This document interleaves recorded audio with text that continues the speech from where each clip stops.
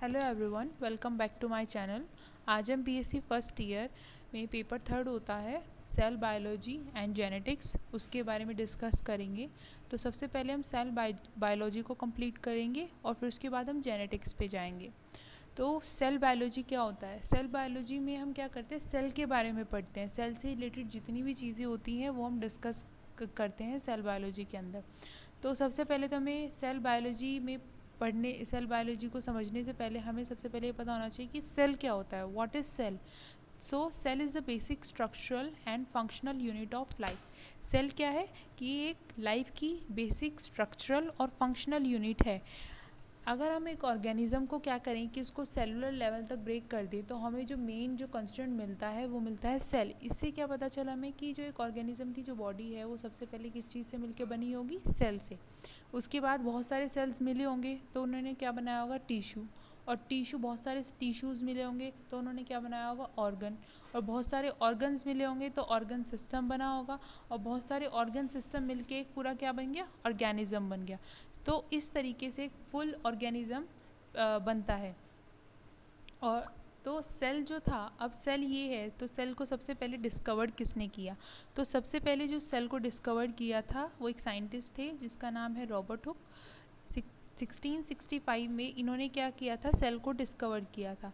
ये क्या कर रहे थे कि इन्होंने एक कॉर्क ली थी, जो बॉटल पे जो कॉर्क लगी रहती है, ग्लास की बॉटल होती है, उसको क्या किया? माइक्रोस्कोप में ही रखा और उसको एग्जामिन किया, ऑब्जर्व किया और फिर देखा कि उनको जो ये कॉर्क थी वो ऐसी लगी थी जैसे हनी कॉम लाइक स्ट्रक्चर की तरह विजिबल हो रही थी। ऑब्जर्व कर रहे थे वो, इस तरीके से उन्हें दिख रही थी।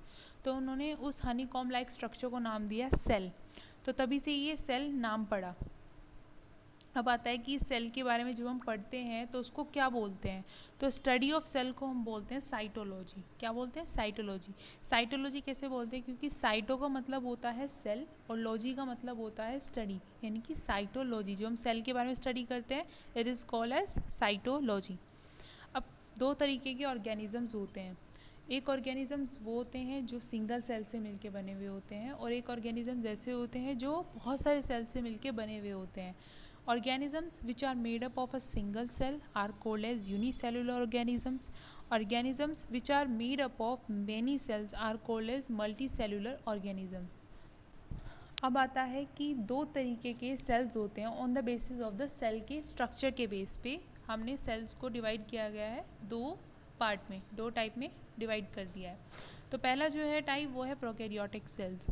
प्रोकैरियोटिक सेल्स वो सेल्स होते हैं जिनके अंदर डिफाइंड न्यूक्लियस नहीं होता है। इसका मतलब है कि उनका जो न्यूक्लियस होता है वो किसी भी मेम्ब्रेन से बाउंड नहीं रहता है। ठीक है, these cells are characterize by having no defined nucleus, that is the nucleus is not bound by a membrane. अब आता है जो भी ऑर्गेनिज्म जिनके भी अंदर प्रोकैरियोटिक सेल्स पाए जाते हैं उन ऑर्गेनिजम्स को हम क्या बोलते हैं? प्रोकैरियोट्स बोलते हैं। अब आता है These cells do not contain any membrane bound organelle। जितने भी प्रोकैरियोटिक सेल्स होते हैं इनके अंदर जो ऑर्गेनेली होते हैं, जो मेम्ब्रेन बाउंड ऑर्गेनेली होते हैं वो नहीं पाए जाते हैं। इनके अंदर कोई भी ऐसा ऑर्गेनेली नहीं होगा जो मेम्ब्रेन से कवर अप रहेगा। जैसे कि मेम्ब्रेन बाउंड ऑर्गेनेली के एग्जांपल होते हैं जैसे chloroplast, vacuoles, plastids, mitochondria, endoplasmic reticulum, ये सब इनके अंदर नहीं पाए जाते हैं प्रोकैरियोटिक सेल्स के अंदर। अब आता है कि इनका जो जेनेटिक मटेरियल होता है वो डीएनए भी हो सकता है और आरएनए भी हो सकता है। दोनों में से कोई सा भी हो सकता है। डीऑक्सी राइबोन्यूक्लिक एसिड और राइबोन्यूक्लिक एसिड में से दोनों में से कोई सा भी हो सकता है। और ये किस फॉर्म में पाया जाता है इनका जेनेटिक मटेरियल? इनका जेनेटिक मटेरियल जो होता है एक सिंगल क्रोमोसोम में होता है। अब प्रोकैरियोटिक सेल्स के जो एग्जांपल हैं वो है बैक्टीरिया, साइनोबैक्टीरिया और अर्की बैक्टीरिया। ठीक है, ये सब प्रोकैरियोटिक सेल्स के एग्जांपल्स हैं। दूसरा सेल है वो है यूकैरियोटिक सेल। अब आता है ये इनको हम कैसे कैरेक्टराइज करेंगे, कैसे पहचानेंगे कि एक सेल जो है वो यूकैरियोटिक है? यूकैरियोटिक सेल्स में क्या होता है कि इनमें डिफाइंड न्यूक्लियस होता है। जो प्रोकैरियोटिक सेल्स में हमने पढ़ा था पीछे कि उनके अंदर डिफाइंड न्यूक्लियस नहीं होता है। अब इनके अंदर डिफाइंड न्यूक्लियस है, इसका मतलब है कि इनका जो न्यूक्लियस होगा वो मेम्ब्रेन से कवर्ड अप रहेगा। इनके न्यूक्लियस को हम क्या बोलते हैं? ट्रू न्यूक्लियस बोलते हैं। और जो भी ऑर्गेनिज्म जिनके अंदर यूकैरियोटिक सेल्स पाए जाते हैं उन ऑर्गेनिजम्स को हम क्या बोलते हैं? यूकैरियोट्स बोलते हैं।